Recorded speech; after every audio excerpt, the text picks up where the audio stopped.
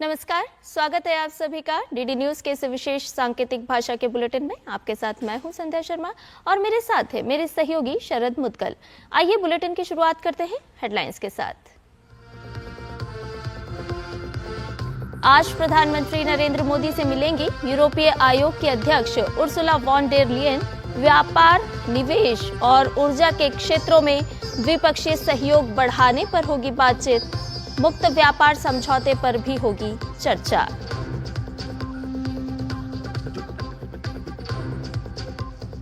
दिल्ली विधानसभा में आज मुख्यमंत्री पेश करेंगे स्वास्थ्य सेवाओं से जुड़ी सीएजी रिपोर्ट। सेवाओं की गुणवत्ता और सरकारी अस्पतालों की कार्यप्रणाली की खुलेगी पोल।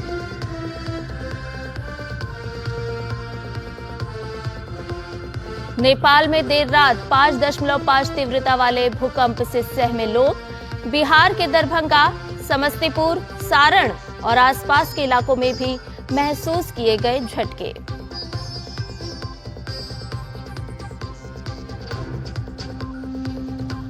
बांग्लादेश में नाहिद इस्लाम आज करेंगे नई राजनीतिक पार्टी की घोषणा। बांग्लादेश की आकांक्षाओं को पूरा करने का है वादा।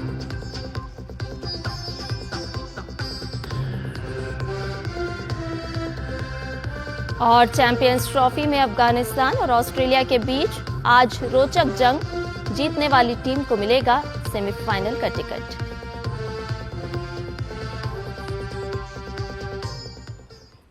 और आइए अब इन सभी खबरों को जानते हैं विस्तार से। भारत और यूरोपीय आयोग के शीर्ष नेतृत्व की ओर से आज एक महत्वाकांक्षी व्यापार समझौते को जल्द से जल्द अंतिम रूप देने की दिशा में आगे बढ़ने की उम्मीद है।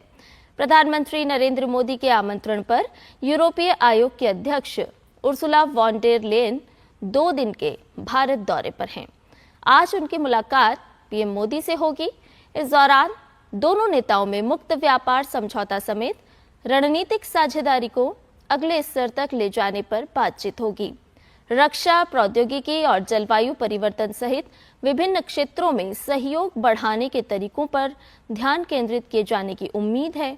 दोनों पक्षों के बीच रूस यूक्रेन युद्ध, हिंद प्रशांत क्षेत्र में स्थिति और पश्चिम एशिया के घटनाक्रम पर भी विचार विमर्श होने की उम्मीद है।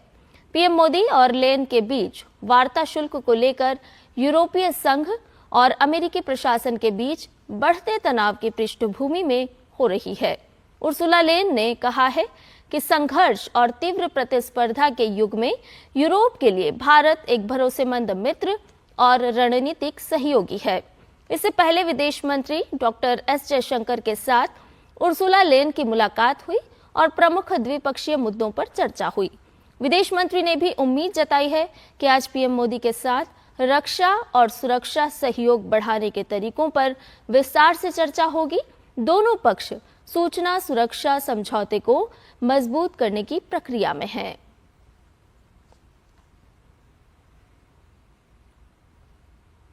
प्रधानमंत्री नरेंद्र मोदी की अध्यक्षता में आयुष क्षेत्र की एक उच्च स्तरीय बैठक में समीक्षा की गई।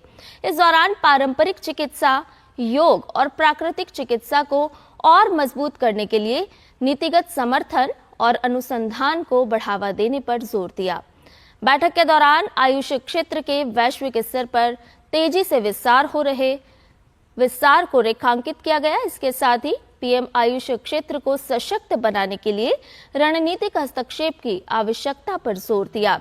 2014 में 2.85 अरब डॉलर के बाजार आकार वाला यह क्षेत्र 2023 में 23 अरब डॉलर तक पहुंच गया है। इसी के साथ आयुष रिसर्च पोर्टल पर 43,000 से अधिक शोध प्रकाशित हो चुके हैं।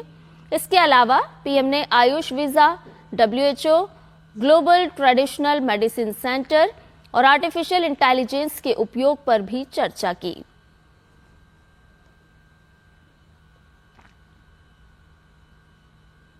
दिल्ली विधानसभा में आज स्वास्थ्य सेवाओं से जुड़ी कैग रिपोर्ट पेश की जाएगी। मुख्यमंत्री रेखा गुप्ता इस रिपोर्ट को पेश करेंगी। इससे पहले शराब नीति पर रिपोर्ट सदन के पटल पर रखी गई थी, जिसमें खुलासा हुआ कि तत्कालीन केजरीवाल सरकार ने आबकारी नीति के जरिए 2000 करोड़ रुपए की लूट की, जिस पर सियासी संग्राम मचा हुआ है। अब आज फिर एक बार स्वास्थ्य से जुड़ी ऑडिट रिपोर्ट सदन में रखी जाएगी। कहा जा रहा है कि इस रिपोर्ट में स्वास्थ्य सेवाओं की गुणवत्ता और सरकारी अस्पतालों के कार्यप्रणाली पर गंभीर सवाल उठाए गए हैं। बिहार में आधी रात भूकंप के झटकों से लोग सहम गए। बिहार के दरभंगा, समस्तीपुर, सारण और आसपास के इलाकों में आए भूकंप की तीव्रता रिक्टर पैमाने पर 5.5 मापी गई। नेशनल सेंटर फॉर सिस्मोलॉजी के मुताबिक भूकंप का केंद्र पड़ोसी राज्य नेपाल की राजधानी काठमांडू के पास धरती से 10 किलोमीटर की गहराई में था। भूकंप के झटके रात के बाद करीब 2:36 पर महसूस किए गए। फिलहाल राहत की बात यही है कि भूकंप में जानमाल के नुकसान या किसी के हताहत होने की खबर नहीं है।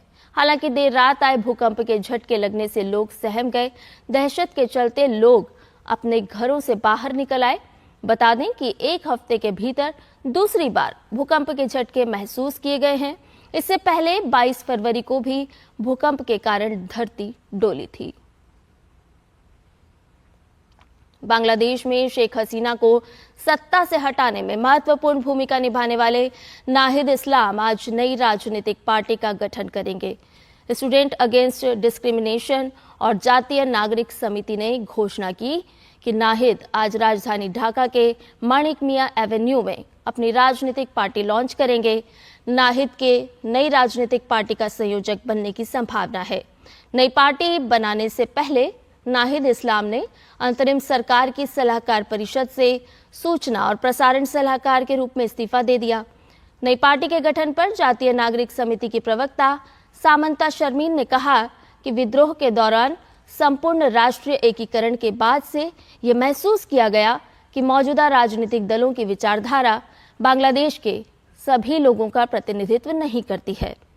उन्होंने कहा कि हम ऐसे बांग्लादेश का निर्माण करना चाहते हैं जो दक्षिण एशिया में एक आधुनिक और महत्वपूर्ण देश हो, जो दुनिया भर के लोगों को जोड़े और नए विचारों को जोड़े। तुहिनकांत पांडे अब सेबी के नए चीफ होंगे। मोदी कैबिनेट की नियुक्ति समिति ने वित्त सचिव तुहिनकांत पांडे की नियुक्ति को कल मंजूरी दे दी। तुहिनकांत पांडे 1987 बैच के ओडिशा कैडर के आईएएस अधिकारी हैं। ये नियुक्ति पदभार ग्रहण करने की तिथि से 3 वर्ष की अवधि के लिए या अगले आदेश तक होगी। तुहिनकांत पांडे वर्तमान सेबी अध्यक्ष माधवीपुरी बुच का स्थान लेंगे, जिनका कार्यकाल आज समाप्त हो रहा है। पांडे को वित्त मंत्रालय के वरिष्ठ अधिकारी के रूप में व्यापक अनुभव है। उनकी नियुक्ति ऐसे समय में हुई है जब बाजार में कई बदलाव और चुनौतियां हैं। आंध्र प्रदेश के मुख्यमंत्री चंद्रबाबू नायडू ने भारतीय ओलंपिक संघ की अध्यक्ष और राज्यसभा सांसद पीटी उषा से मुलाकात की। सीएम चंद्रबाबू नायडू ने सोशल मीडिया साइट एक्स पर मुलाकात की जानकारी देते हुए लिखा कि मुलाकात के दौरान नई खेल नीति और एथलीटों को समर्थन देने के हमारे दृष्टिकोण पर बहुत अच्छी चर्चा हुई।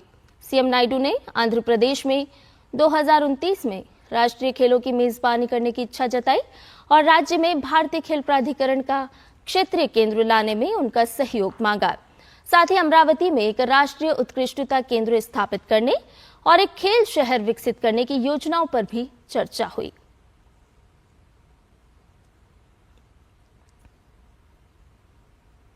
चैंपियंस ट्रॉफी में आज अफगानिस्तान और ऑस्ट्रेलिया के बीच मुकाबला खेला जाएगा। दोनों टीमों के बीच ये मैच लाहौर के गद्दाफी स्टेडियम में खेला जाएगा।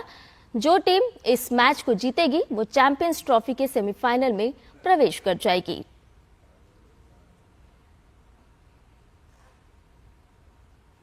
और अफगानिस्तान के बाद बात करते हैं राष्ट्रीय विज्ञान दिवस की। जी हां, महान वैज्ञानिक सीवी रमन की खोज रमन प्रभाव के सम्मान में ये दिन मनाया जाता है।